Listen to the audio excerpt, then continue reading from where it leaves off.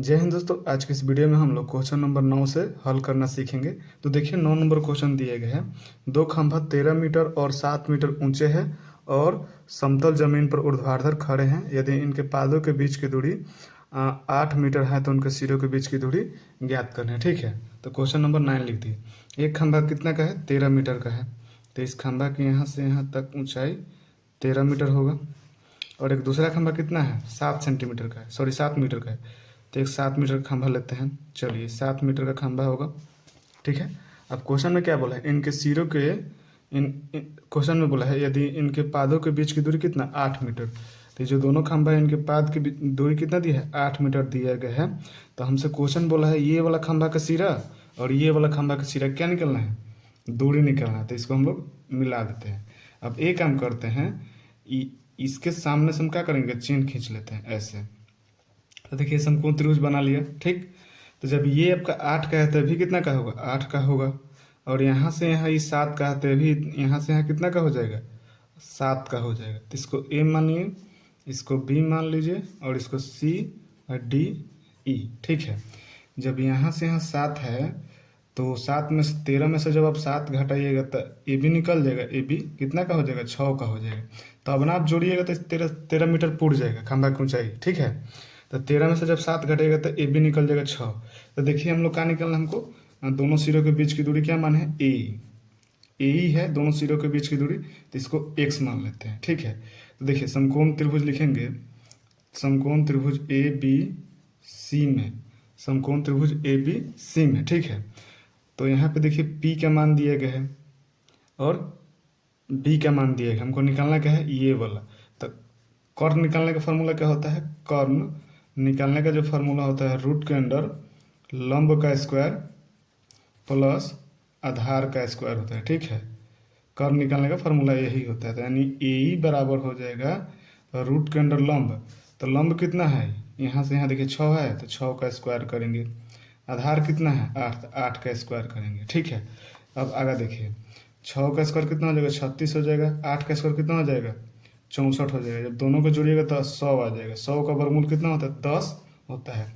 तो ई जो है ये दोनों खंभा के बीच की दूरी कितना हो जाएगा? 10 मीटर हो जाएगा। ठीक है, तो 9 का जो आंसर हो जाएगा ऑप्शन बी हो जाएगा। तो हम लोग ऑप्शन बी को टिक मारते हैं। ठीक है, अब चलिए हम लोग क्वेश्चन नंबर 10 को हल करते हैं। तो देखिए 10 नंबर क्वेश्चन दिए गए हैं। 25 मीटर ऊंचे पहाड़ी चोटी से एक मीनार का शिखर का उन्नयन कोण उसके पाद के अवनमन कोण के बराबर है। तो मीनार की ऊंचाई ज्ञात करना है। ठीक है, एक 25 सेंटीमीटर कितना ऊंचा पहाड़ी है? देखिए एक पहाड़ी है आपका 25 मीटर का, तो इस पहाड़ी की ऊंचाई कितना हो जाएगा? यहाँ से यहाँ तक 25 मीटर का हो जाएगा। ठीक है, और एक क्या है? मीनार। तो मीनार जो होता है टावर हमेशा पहाड़ से 12 होता है। चलिए इसको बना लेते हैं 12। अब हमसे क्या बोला है कि क्वेश्चन नंबर 10 बोला है कि मीनार की ऊंचाई निकालना है। ये वाला जो मीनार होगा इसकी ऊंचाई निकालना है। तो आप यहाँ से हम क्या करेंगे? इसको ऐसे मिला देते हैं। ठीक है, अब क्या बोला है? मीनार के शिखर का जो उन्नयन कोण होगा पहाड़ के शिखर का अवनमन कोण के बराबर होगा। ठीक है, ऐसे क्वेश्चन बोला है।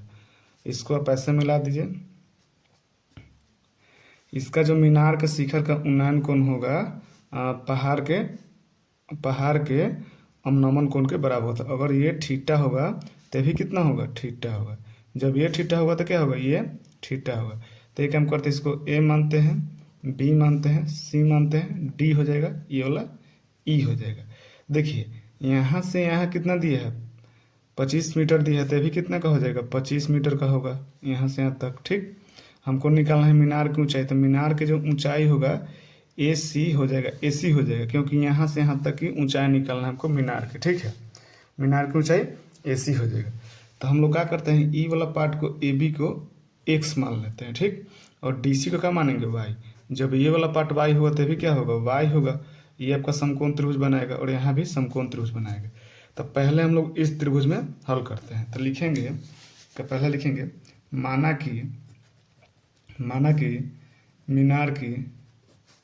मीनार की ऊंचाई, माना कि मीनार की जो ऊंचाई हो जाएगा ए सी बराबर हो जाएगा, ए सी बराबर ए बी जोड़ेंगे फिर बी सी जोड़ेंगे तो मीनार की ऊंचाई निकल जाएगा। तो A B plus B C. तो ए बी का मान कितना है? x है और बी सी का मान कितना है? 25 है। तो ये आपका मीनार की ऊंचाई निकल जाएगा। एक्स का मान धर देंगे तो मीनार की ऊंचाई निकल जाएगी। तो लिखेंगे यहाँ पे समकोण त्रिभुज ई डी सी में कोण डी क्या है, 90 डिग्री है। ठीक है, अब यहाँ पे देखिए इसमें आपको क्या क्या दिया गया है, आपका दिया गया है P दिया गया है, B मिल गया है। तो कौन सा फॉर्मूला लगेगा, tan थीटा। तो यहाँ पे लिखेंगे tan थीटा का फॉर्मूला होता है P/B। तो P के मान कितना है, 25 है, और B के मान कितना है, यानी आधार कितना है, y। तो इसको tan थीटा बराबर कितना मिल गया, 25/y। इसको इक्वेशन 1 मानते हैं। फिर ठीक है, फिर लिखेंगे अब अगला स्टेप क्या करना है, अब इसमें हल करेंगे समकोण त्रिभुज ABE में। तो लिखेंगे समकोण त्रिभुज ABE में कोण B है जो 90 डिग्री है। देखिए कोण B क्या है आपका, 90 डिग्री है यहाँ पे। अब इसमें आपको क्या दिया गया है, आधार भी मालूम है, ये वाला आधार y है, लंब भी मालूम है, x दिया गया है। तो कौन सा फॉर्मूला है, tan थीटा। तो tan थीटा का फॉर्मूला जो होता है P/B होता है। तो P का मान कितना है, P का मान x है, और B का मान और आधार कितना है, यानी B का मान y है। तो यहाँ पे y रखेंगे। इसको क्या मानेंगे, समीकरण 2। अब लिखेंगे समीकरण 1 और 2 से, समीकरण 1 और 2 से। समीकरण 1 में tan थीटा बराबर क्या दिया है, 25/y दिया है। ठीक, और समीकरण 2 में tan थीटा बराबर क्या मिला है, x/y। तो y से y खत्म हो जाएगा, तो यहाँ से x बराबर कितना मिला, 25। तो इसलिए लिखेंगे मीनार की ऊंचाई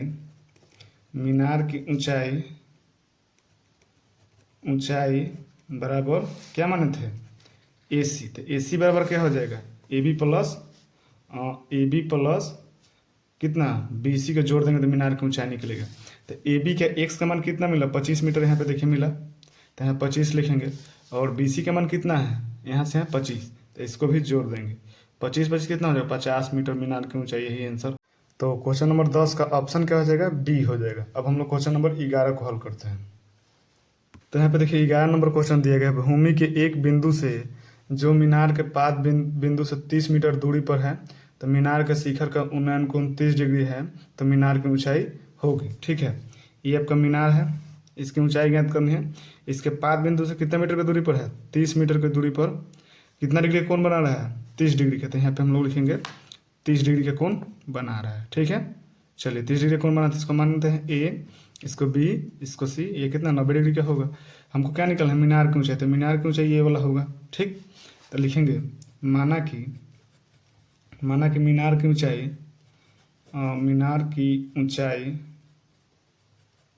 ऊंचाई AB बराबर हम लोग क्या मान लेते हैं, H मान लेते हैं। चलिए H मान लेते हैं।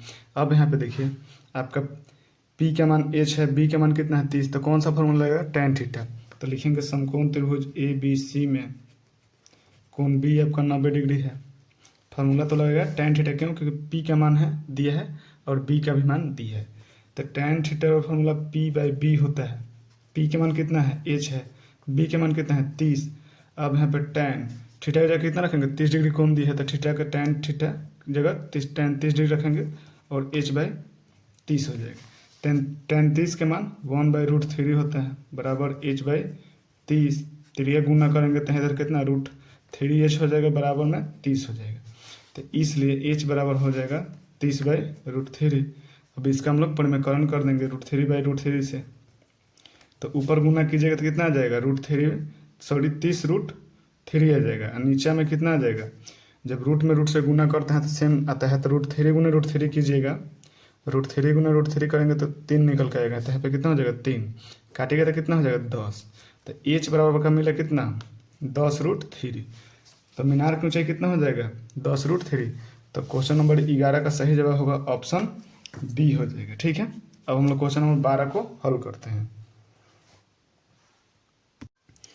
तो यहाँ पे देखिए क्वेश्चन नंबर 12 दिया गया है, यदि सूरज के किरण का झुकाव 45 डिग्री से 60 डिग्री बढ़ता है तो एक मीनार की छाया की लंबाई 50 मीटर घट जाती है, तो मीनार की ऊंचाई ज्ञात करें मीटर में। ठीक है, तो देखिए कि यहाँ पे सूरज होगा, मान लीजिए पर सूरज है, और यहाँ पे क्या है, मीनार है। इस मीनार का जो उन्नयन कोण पहले कितना था, पहले था इसका कितना, 45 डिग्री था। ठीक है, अब 45 डिग्री था, तब 45 से जब इधर बढ़िएगा तो कोण बढ़ता है, 45 डिग्री से कितना बढ़ गया, 60 डिग्री बढ़ गया। यहाँ पे आया तो 60 डिग्री, जैसे ही 60 डिग्री बढ़ा तो छाया कितना मीटर घट गया, 50 मीटर घट गया। चलिए तो हम लोग इसको ए मानते हैं, इसको बी मानते हैं, इसको सी मानते हैं, क्या होगा, डी होगा। ठीक है, तो यहाँ पे देखिए ये कितना 90 डिग्री का होगा। अब अगला स्टेप पर ये कह दिए, तो मीनार की ऊंचाई, तो माना कि मीनार की ऊंचाई क्या है, ए बी है, तो लिखेंगे माना कि मीनार की ऊंचाई ए बी बराबर कितना हो जाएगा, इसको एच मान लेते हैं, तो कितना हो जाएगा एच, और यहाँ से यहाँ कितना मानते हैं हम लोग, एक्स मीटर मानते हैं, बी डी को एक्स मान लेते हैं। ठीक है, और टोटल पूछा जाएगा, बी सी पूछा जाएगा, तो एक्स प्लस 50 मीटर हो जाएगा यहाँ से यहाँ तक। ठीक, अभी आप लोग समझ में आ गए हो, मीनार की ऊंचाई कितना मान लिए, एच मान लिए। अब देखिए दो त्रिभुज बना, एक त्रिभुज बना आपका ए बी सी बना, ए बी डी बना, दो त्रिभुज बना आपका, एक ए बी डी बना और एक 12 त्रिभुज बनेगा, यहाँ से ए बी सी बन गया। ठीक है, तो हम लोग दोनों त्रिभुज को हल करेंगे तो एच का मान निकल जाएगा। तो लिखेंगे समकोण त्रिभुज ए बी डी में जहाँ कोण बी कितना डिग्री है, 90 डिग्री है। अब यहाँ पे देखिए एच का मान दिया है, बी का भी मान मालूम है, तो कौन सा फॉर्मूला है, tan थीटा। तो tan थीटा फॉर्मूला क्या होता है, p बाई बी। तो p का वैल्यू कितना है h, b का वैल्यू कितना है x, tan, अब थीटा का जगह कितना रखेंगे, 60 डिग्री रखेंगे, तो चलिए 60 डिग्री रखेंगे h बाई एक्स। ठीक, tan 60 का मान कितना होता है, √3 होता है, √3 बराबर h बाई एक्स। इसके बाटा में 1 है, गुना करेंगे तो इधर h बराबर हो जाएगा √3x। समीकरण 1 मान लेते हैं। जब x का मान निकल जाएगा तो h में धर देंगे, x की जगह धर देंगे तो h का मान निकल जाएगा। तो हम लोग सबसे पहले किसका मान निकालेंगे, x का। अब हम लोग चलते हैं समकोण त्रिभुज ए बी सी में। तो यहाँ पर लिखेंगे समकोण त्रिभुज ए बी सी में कोण बी कितना डिग्री है, 90 डिग्री है। ठीक है, अब इसमें देखिए आपको कौन सा है, एच का भी मान दिया है, ऊंचाई भी दिया है, पी का मान कितना दिया है, एच है, और बी सी कितना है आपका, एक्स प्लस 50 मीटर है। ठीक है, देखिए फार्मूला लगेगा tan थीटा बराबर पी बाई बी, पी का वैल्यू एच है और एक्स और बी सी यानी बी का वैल्यू क्या होगा, बी का जो वैल्यू होगा आपका बी सी होगा। ये वाला लंब कितना हो जाएगा, एक्स प्लस 50 मीटर। तो यहाँ पे लिखते हैं एक्स प्लस 50। ठीक है, अब अगला स्टेप देखिए, अब tan थीटा कितना दिया है आपका, 45 डिग्री दिया है बड़े कोण के लिए, बड़े त्रिभुज के लिए 45 डिग्री दिया है। यहाँ पे tan 45 डिग्री बराबर h बाई एक्स प्लस 50 लिखेंगे। ठीक है, अब अगला स्टेप देखिए, tan 45 का मान कितना होता है 1, इधर h बाई एक्स प्लस 50। जब आप गुना करेंगे तो इधर h बराबर आ जाएगा एक्स प्लस 50। तो हम लोग h बराबर कितना मिला था, √3x। तो यहाँ पे h बराबर क्या रखेंगे, √3x रखेंगे, h की जगह कितना रखेंगे, √3x। तो यहाँ पे √3x रखेंगे बराबर x प्लस 50। तो x इधर प्लस में इधर आके माइनस में, तो √3x माइनस का x बराबर 50। तो यहाँ से हम क्या करेंगे, x कॉमन लेंगे, तो जब x कॉमन लेते तो √3 माइनस का 1 बचेगा बराबर का 50 हो जाएगा। तो इसलिए x बराबर हो जाएगा 50 बाई √3 का माइनस 1। अब ऐसे दिए है तो इसको क्या करना पड़ेगा, हम लोग को परिमेयकरण करना पड़ेगा। तो ये प्लस में तो इधर ऊपर क्या हो जाएगा माइनस में, तो √3 + 1 बटे √3 + 1 से परिमेयकरण कर देते हैं। ठीक है, तो परिमेयकरण कीजिएगा तो ऊपर गुना कीजिएगा तो आ जाएगा 50 √3 + का 1। ठीक है, बटे देखिए एक बार प्लस में है एक बार माइनस में है, तो कौन सा फॉर्मूला लगेगा, a minus B into A plus B बराबर होता है a का स्क्वायर माइनस बी का स्क्वायर। ठीक है, देखिए इस रूप में है ये वाला और ये वाला इस रूप में है कि नहीं है, तो a minus B into A plus B बराबर a का स्क्वायर माइनस बी का स्क्वायर। तो a का मान कितना है √3, तो √3 का स्क्वायर करेंगे, b का मान कितना है 1, तो 1 का स्क्वायर करेंगे। ठीक है, तो ऊपर आ जाएगा 50 √3 + का 1 बटे √3 का स्क्वायर कीजिएगा तो 3 आ जाएगा, 1 का स्क्वायर 1, तो 50 √3 + का 1 बटे हो जाएगा आपका 3 में से 1 घटा 2, तो 2 से काटिए कितना आ जाएगा 25 आ जाएगा। तो यहाँ पे आ जाएगा आपका x बराबर मिला आपका 25 √3 + का 1।